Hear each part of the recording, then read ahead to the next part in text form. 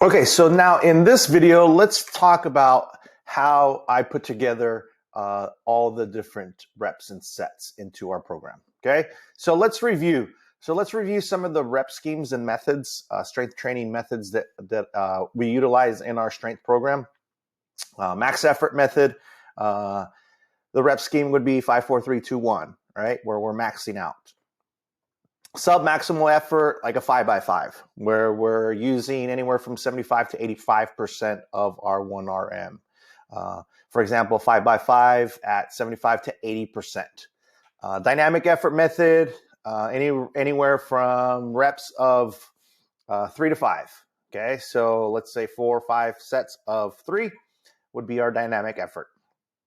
Repeated effort method would be our hypertrophy phase method. So our bodybuilding. So anywhere from, some people say anywhere from 6 to 30, but to keep it simple for us, we're anywhere from 6 to 12 reps. Okay. What we're really trying to do is get close to failure, right? So lifting until failure or at least near failure. All right.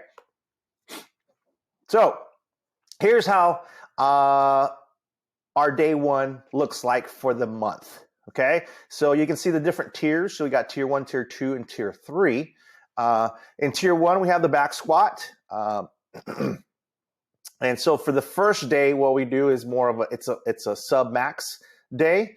For the same day, but the following week, we kind of mix it up. So we do a little bit of dynamic sub and then sub max and then max effort.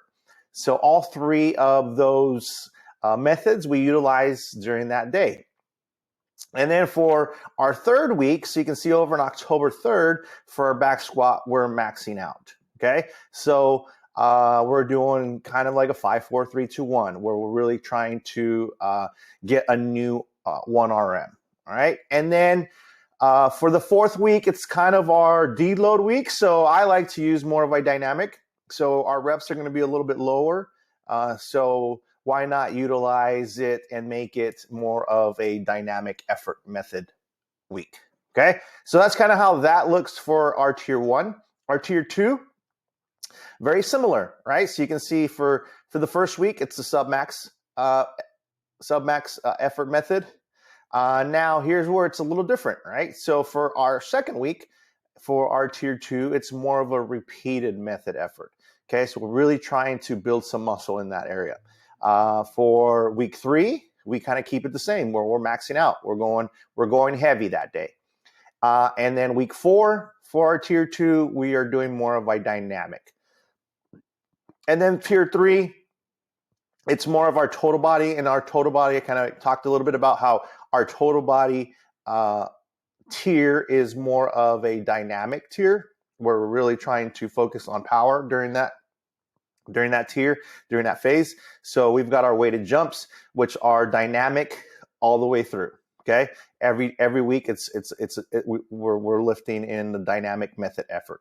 And then what we do is with our accessories, we try to keep them in our repeated method effort. Okay, so like our hamstring slides or any type of core or anti-extension exercise, our reps are anywhere from 8 to 12, 8 to 16. Okay.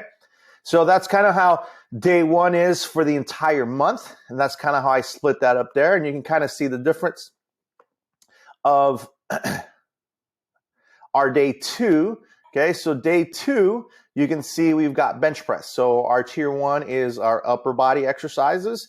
And so we'll start off with maxing out. Okay, it's that week. We're going to max out. So you can see how on our day 1, it was sub-max. Our day 2 is going to be max effort. Okay, so, and then our week 3, very similar to our day 2. You can see dynamic, sub, and max. So we kind of do a combination of all 3. And then for our third week for tier 1 is sub-max effort. And then again, for week 4, which is our deload week, we kind of keep it as more of a dynamic effort method during that week. Okay. And for tier 2, you can see it's a total body exercise. Remember, we talked a little bit about our total body exercises. I like to keep it more of that's where we do our power exercises. So you can see all the way through, It is more of a dynamic effort method. Only when we kind of throw in an exercise that's like good mornings, we'll do banded good mornings that we'll throw in there, and we'll do repeated effort method for that. Okay. For our tier 3, we try to align it as much as possible with our tier 1. So you can see our single leg squats. We do max effort. And then for week 2, we do repeated. And then for week 3, we'll do a sub max, which is very similar to our tier 1 that way, that week. Okay. And then our week 4, we keep it dynamic as well. And then for our triceps and our standing curls, you can see that it's pretty much all the way through is repeated effort method, except for you can see week 3, we kind of add we try to go a little heavier, right? Really trying to increase that strength through our triceps that'll help with our bench press. And then you can see for our day 3, we got power cleans, which is our total body exercise. Once again, our total body is more of our dynamic effort method. So we're really trying to promote power there. And you can see all the way through, we've kind of have it where we do have a lot of dynamic, but we also throw in a little sub max where we'll lift a little heavier, and also our max where we'll max out where the kids want to really go a little heavier on our power cleans. So we do a combo of dynamic and max, and then a combo of dynamic and sub max during week 2 and week 4. Okay. Our front squats, we really start off with a dynamic and a sub max effort. And then week 2, we'll do a max for our front squats. And then week 3, we'll do a sub max effort. And then week 4, again, we'll do our dynamic. So week 4, I really try to keep it, it's more of our deload week. So I really try to keep it with our dynamic effort method because our reps are going to be a little bit lower during that week. Okay. But for our upper body exercises in tier 3 for day 3, you can see almost all the way through, we really try to keep it as more of a repeated effort method. We'll throw in a little sub max just to kind of really work on a little bit of strength in week 2. Okay. So that's kind of how those 3 days and how I kind of piece it together.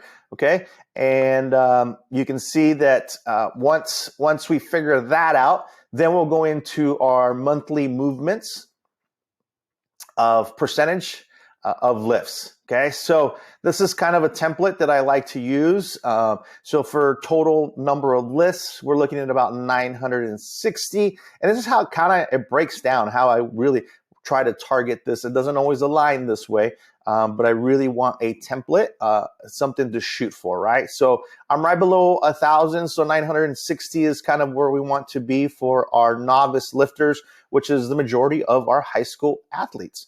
Okay. So 28% of those lifts come from our squats, 24% are pulls, 18% of our power, so our cleans and our jumps, and then 16% of those are presses, and then 14% is our hip hinge. Now, hip hinge seems a little low, but as you can see that we do hinge a lot when it comes to cleans and jumps, so we'll utilize those, and then we do a lot of hinging also with our accessories. That's why that seems a little lower than it actually is. Okay.